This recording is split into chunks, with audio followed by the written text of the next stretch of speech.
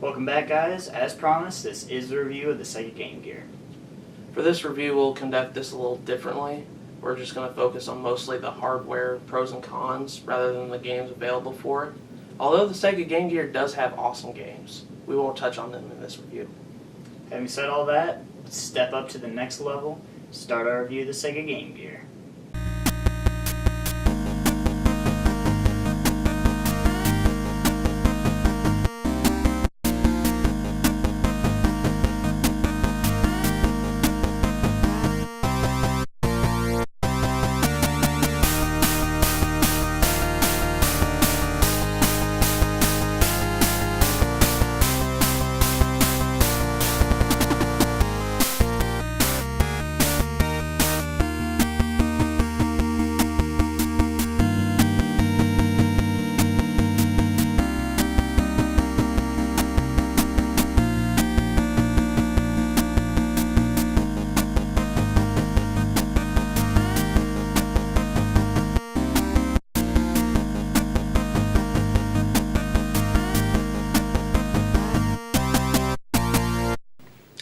Sega Game Gear was released in North America in 1991 and was retailed for $150.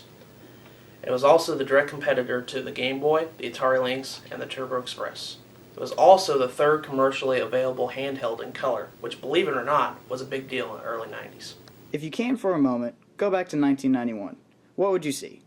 Well, I'll tell you what you would see. You would see the Sega Genesis gaining popularity with its games marketed to an older audience. The NES becoming technically inferior compared to systems such as the TurboGrafx-16 and the Genesis. Back in the early 90s, Sega was considered edgier and cooler than Nintendo. But despite all the coolness Sega had going for it, Nintendo had something Sega didn't: a successful handheld system. So it was reasonable to expect that Sega, being Nintendo's biggest competitor at the time, they would enter the portable game market at some point. And in 1991, they did.